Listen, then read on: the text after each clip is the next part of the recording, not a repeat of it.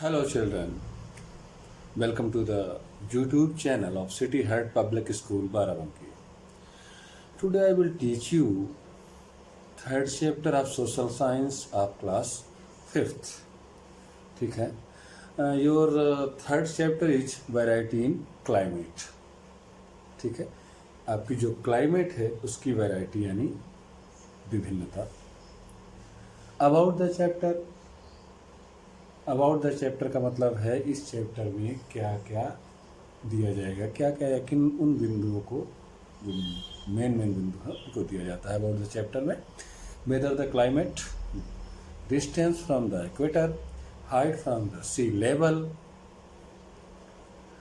Distance from sea, direction of wind, humidity and rain. ठीक है.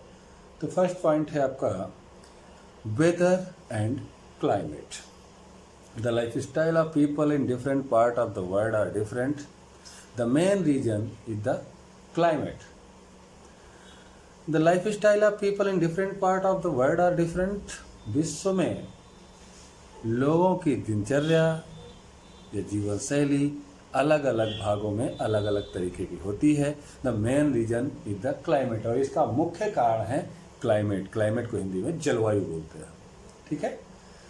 As we all know, जैसा कि हम सब लोग जानते हैं, weather keep on changing day at night.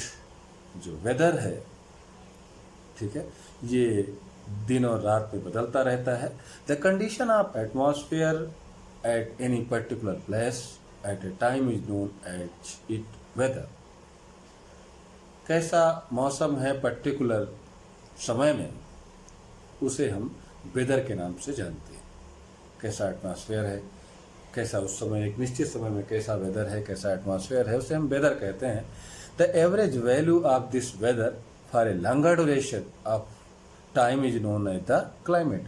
और यही वेदर एक लंबे समय के लिए, एक लंबे समय के दौरान जो रहता है उसे हम क्लाइमेट कहते हैं. ठीक है. By climate we know the condition of season, average rainfall and wind at a place. और क्लाइमेट से देखा जाए तो हम लोग जानते हैं कि उस सीजन में कंडीशन क्या है, उस समय औसत वर्षा कितनी होती है, हवाएं कैसे चलती हैं उस जगह पर. ठीक है. The earth gets heat and light from the sun. आप सबको पता है कि हमारी पृथ्वी को, चाहे वो रोशनी हो, चाहे वो एनर्जी हो, गर्मी हो, वो हमें सूर्य से ही मिलती है. But it is not the same at every place. लेकिन ये सब जगह पर बराबर नहीं होती है. एंड एट एवरी टाइम, हर समय पर, हर जगह पर बराबर नहीं होती है. The heat from the sun remain the same but its intensity change. The heat from the sun, जो गर्मी होती है सूर्य की, रिमेन द सेम, बराबर हो सकती है. बट इट्स इंटेंसिटी चेंज, लेकिन इसकी इंटेंसिटी चेंज रहती है. क्यों रहती है? In the evening and the morning, यानी कि सुबह में और शाम में. The sun's rays are slanted. जो सूर्य की किरणें पड़ती हैं, जो सूर्य की किरणें आपकी पर पड़ती हैं, पृथ्वी पर पड़ती हैं, वो स्लांटिंग का मतलब टेढ़ी होती हैं, तिरछे में पड़ती हैं. ठीक है. सो दे कवर ए लार्ज एरिया. इसलिए वो एरिया तो बहुत लंबा कवर करती हैं. ठीक है. This area gets heated less. लेकिन ये एरिया सुबह और शाम में जो रेजेज आती हैं सन की, वो स्लांटिंग होती हैं, ये बहुत लंबा एरिया कवर करती हैं, इसलिए इसकी गर्मी कम होती है. बट एट नून, लेकिन दोपहर में, the sun rays fall directly on the smaller area. लेकिन जब दोपहर में सन जो होता है वो कम एरिया में अपनी रोशनी देता है, लेकिन बहुत डायरेक्ट देता है, सीधी देता है, सीधी किरणें पड़ती हैं. So it become hotter. इसलिए ये है गर्म हो जाता है, बहुत ज़्यादा गर्म हो जाता है. Thus it is less hot in morning and evening than at noon. और इस प्रकार लेस हॉट इन मॉर्निंग, ये मॉर्निंग में भी कम गर्म रहता है इवनिंग में, एटनिंग रात में तो बहुत कम, ठीक है। हेंस इस प्रकार इट इज क्लियर, ये क्लियर हो जाता है व्हाई एट डिफरेंट प्लेसेज, अलग अलग जगहों पर द इंटेंसिटी ऑफ हीट, जो धूप की तीव्रता है, इज मोर और लेस, ये ज़्यादा होगी या कम होगी। The temperature is an important factor of climate, और जलवायु का सबसे महत्वपूर्ण फैक्टर है टेम्परेचर, ठीक है। दस the temperature factor which affect the climate of a place, और इस प्रकार द डिफरेंट फैक्टर, अलग अलग फैक्टर विच अफेक्ट, जो प्रभावित करते हैं द क्लाइमेट, जलवायु को, ऑफ ए प्लेस, एक जगह पर, किस प्रकार, इस प्रकार आर दिया गया है, ठीक है। यहाँ पर समझना है नंबर 1 पर डिस्टेंस फ्रॉम द इक्वेटर, जो आपका इक्वेटर है, यानी उसे हिंदी में कर्क रेखा भी कहते हैं, उससे दूरी कितनी है आप जहाँ पर रहते हैं। Height from the sea level, और आप समुद्र की ऊंचाई से या समुद्र के लेवल से आप कितनी ऊंचाई पर हैं। डिस्टेंस फ्रॉम द सी, और समुद्र से कितनी ऊंचे पर हैं। डायरेक्शन ऑफ विंड, हवा की दिशा क्या है। ह्यूमिडिटी एंड रेनफॉल, और ह्यूमिडिटी क्या है और बरसात कैसी होती है, ये सारी चीज़ें हैं। तो नंबर 1 पे इस पर दिया गया है डिस्टेंस फ्रॉम द इक्वेटर, आपकी पृथ्वी जहाँ पर आप हैं वो इक्वेटर से कितनी दूरी पर है। पृथ्वी पे जहाँ पे आप रहते हैं वहाँ से इक्वेटर जो है उससे आपकी दूरी क्या है। Due to the earth being round, आपको पता है due to the earth being round, आपका जो अर्थ है पृथ्वी है राउंड करती है। The sun rays fall directly on the equator, और सन रेजेज हैं जो सूर्य की किरणें हैं सीधे इक्वेटर पर पड़ती हैं। 10 इस प्रकार द प्लेसेज एट इक्वेटर, इस प्रकार जो जगह है इक्वेटर से आर क्लोज, अगर वो करीब है, to it receive more heat, तो ये ज़्यादा गर्मी रिसीव करती है, ज़्यादा गर्मी देती है। एंड बिकम हॉटेस्ट, और ये बहुत ज़्यादा गर्म हो जाता है।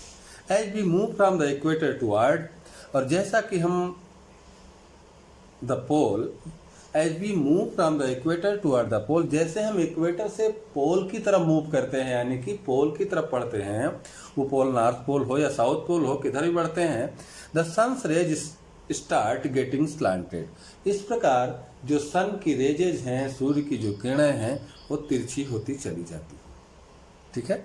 दस the heat is spread on the larger area, ठीक है ना। इस प्रकार जो हीट है इज स्प्रेड, ये फैल जाती है ऑन द लार्जर एरिया, बहुत ज़्यादा क्षेत्र में। So the places close to the pole are cold, इस प्रकार जो प्लेसेज पोल के करीब हैं वो ठंडे होते हैं, ठीक है। आप लोगों को बताया गया है कि दोनों पोल फ्रीज जोन है, नॉर्थ पोल हो या साउथ पोल हो। The area falling between the tropic of Cancer and the tropic of Capricorn is called torrid zone और ट्रॉपिक्स, ठीक है। The area around the poles are the coldest, जो area zone के करीब यानी पोल के करीब होता है, ठीक है, वो कोल्डेस्ट होता है, सबसे ज़्यादा ठंडा होता है।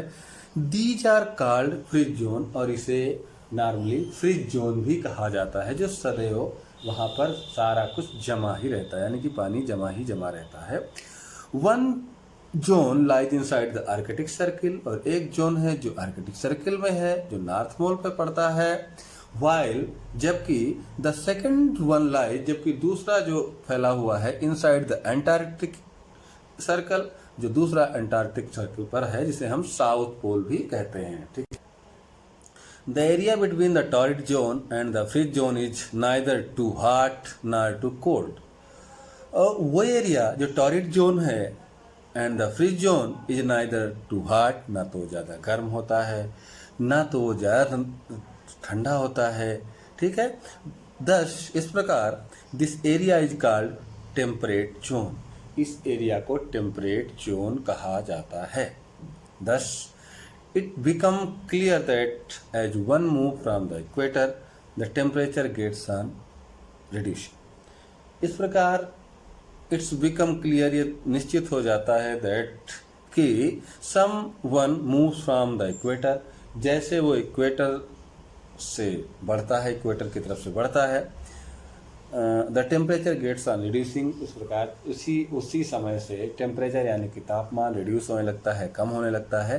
Thus it is clear that distance from the equator affect the climate, और ये इस बात से निश्चित हो जाता है कि आपका जहाँ पर आप निवास करते हैं वो जगह इक्वेटर से कितनी डिस्टेंस पे है, वो उससे आपकी क्लाइमेट यानी कि जलवायु प्रभावित करता है. सेकंड आता है height from the sea level. Height from the sea level, sea level से इसकी हाइट कितनी है जहाँ पर आप रहते हैं. एज वी आल नो, जैसा हम सब जानते हैं, the surface of the earth is not the same just everywhere. सभी जगहों पर सरफेस यानी सतह एक जैसी नहीं है. एट सम प्लेसेस, कुछ जगहों पर इट इज प्लेन, मैदानी है, व्हाइल एट अदर, और दूसरी जगह पर इट इज ए प्लेटो यानी कि पठारी है, ऊंचा है, आर माउंटेनियस या पर्वतीय है. The peaks of the mountains, जो चोटी है माउंटेन की, आर कवर्ड विद स्नो, ये बर्फ से ढकी रहती है. While the place at less height, लेकिन जो वो जगह जिसकी ऊंचाई कम है, विल बी हाटर, ये गर्म होगा. फॉर एग्जाम्पल, उदाहरण के तौर पर देखें, शिमला एंड लुधियाना. शिमला और लुधियाना इन इंडिया, भारत में, are at equal distance from the equator. दोनों की डिस्टेंस जो है इक्वेटर से बराबर दूरी पर है. बट शिमला इज कूलर, लेकिन शिमला ठंडा रहता है, देन लुधियाना, लुधियाना के अपेक्षा शिमला ठंडा रहता है. द रीजन इज, इसका रीजन क्या है, that Shimla is in the hills, क्योंकि ये शिमला पहाड़ों में है, much higher than the sea level, ये सी लेवल से बहुत ऊंचाई पर है. While Ludhiana is the plains, और लुधियाना मैदानी एरिया में है, less higher than the sea level, ये सी लेवल से कम ऊंचाई पर होता है. ठीक है. Thus it become clear that place at more height from the sea level are cooler than the place with less height. इससे क्लियर हो जाता है कि सी लेवल से आपकी ऊंचाई अगर ज़्यादा है तो आप ठंडा होगा, और अगर आप कम है तो गर्म होगा. ठीक है. डू यू नो, जैसा क्या आप जानते हैं, एज वी गो अप, जैसा हम ऊपर जाते हैं, टेम्परेचर रिड्यूसेज, इस प्रकार से जो टेम्परेचर है वो कम होता जाता है. एट ए रेट कितना, 1 डिग्री सेंटीग्रेड पर 165 मीटर. 165 मीटर की ऊंचाई अगर बढ़ते हैं तो 1 डिग्री सेंटीग्रेड अपने आप कम हो जाता है. ये थोड़ा ध्यान रखने वाली चीज़ें हैं और इसको आप लोग जरूर ध्यान रखें. डिस्टेंस फ्रॉम द सी, यानी कि समुद्र से दूरी कितनी है जहाँ पे आप निवास करते हैं. The climate of a place also depend on its distance from the sea. Climate, जलवायु ऑफ ए प्लेस, आपकी जगह की, आल्सो डिपेंड, ये भी डिपेंड करती है, ऑन इट्स डिस्टेंस, इसकी दूरी पर, फ्रॉम द सी, समुद्र की दूरी पर डिपेंड करता है. The place further from the sea, जो place further from the sea अगर वो समुद्र से दूर है, विल बी हाटर, गर्म होगा, इन द समर, गर्मियों में गर्म होगा, एंड कोल्डर, और ठंडा होगा, इन इट्स विंटर, ये ठंडियों में ठंडा होगा. Then the one close to the sea, अपेक्षा के उसके जो समुद्र से कम दूरी पर है. कंपेयरिंग दिल्ली एंड मुंबई, आप एक कंपेयर कर सकते हैं दिल्ली और मुंबई को. We find that Mumbai is less hot, हम पाते हैं कि मुंबई कम गर्म होती है, and cold than Delhi, Delhi के अपेक्षा ठंडी होती है. दिस इज बिकॉज, ये ऐसा इसलिए होता है क्योंकि Mumbai is situated close to the sea, क्योंकि मुंबई समुद्र के करीब है, while Delhi is far from it, जबकि दिल्ली से समुद्र से दूर है. The place close to the sea, ये जगह, द प्लेस वो जगह, क्लोज टू द सी, जो समुद्र से करीब होती है, हैव टेम्परेट क्लाइमेट, उसका एक तापमान टेम्परेट होता है. Because they are neither too hot, क्योंकि ना तो गर्म होती है, इन समर, समर में, नॉट टू कोल्ड, और ना तो वो ठंडी होती है इन विंटर। ठीक है। The place far away from the sea, वो जगह जो समुद्र से दूर होती है, हैव एक्सट्रीम क्लाइमेट, उसे एक्सट्रीम क्लाइमेट कहा जाता है। बिकॉज दे, क्योंकि वे बिकम टू हॉट, वो बहुत गर्म हो जाती है इन समर, गर्मियों में, and too cold in winter, और ये ठंडियों में ठंडी हो जाती है। फिर आते हैं नंबर 4 पर, डायरेक्शन ऑफ द विंड, यानी कि हवा की दिशा क्या है, यानी कि हवा की दिशा समझनी है। The direction of the wind, direction of the wind also affect the climate of a place, हवा किस तरफ से चलती है, हवा का रुख क्या है, इस ये भी क्लाइमेट को प्रभावित करती है। The wind blowing into the land from the sea are loaded with water and have to bring rainfall, while the wind blowing, अगर हवा चल रही इन टू द लैंड, उस जमीन से, उस जगह से, फ्रॉम द सी, जो समुद्र की तरफ से अगर हवाएं आती हैं, आर लोडेड विद वाटर, समुद्र की तरफ से आने वाली हवाएं, उसमें मॉइस्चर ज़्यादा होता है, पानी ज़्यादा होता है, एंड हेल्प, और मदद करती हैं टू ब्रिंग रेनफॉल, बरसात लाने में मदद करती हैं। While the wind blowing from the land toward the sea is dry and does not bring rain, और वो हवाएं जो समुद्र की तरफ जाती हैं, समुद्र की ओर बहती हैं, वो आमतौर पे सूखी हवाएं होती हैं, ड्राई हवाएं होती हैं, वो कभी भी बरसात नहीं लाती। ठीक है। फिफ्थ पॉइंट है आपका humidity and rainfall. The presence of water vapour in the air is called humidity. आपके पास आसपास जो हवा है उसमें आर्द्रता कितनी है, नमी कितनी है, उसे ह्यूमिडिटी कहा जाता है। द क्वांटिटी ऑफ ह्यूमिडिटी, जो मात्रा होती है नमी की, आर प्रेजेंस ऑफ वाटर, या उसे कहते हैं कि हवा में पानी कितना है, vapour in the air affect the climate of a place, उस जगह की जलवायु को प्रभावित करता है। The winds blowing over the sea, जब हवाएं समुद्र के ऊपर चलती हैं या बहती हैं। सीज आर ओशियंस, समुद्र हो या सागर हो या महासागर हो, increase the quantity of water, उसमें पानी की मात्रा बढ़ जाती है। इन द एयर, जो हवाएं चलती हैं सागर या महासागर के ऊपर से, उसमें पानी की मात्रा बढ़ जाती है। ठीक है, आप ए प्लेस, उस जगह पर। The amount of rainfall over a year and its distribution at a place also affect the climate of a place.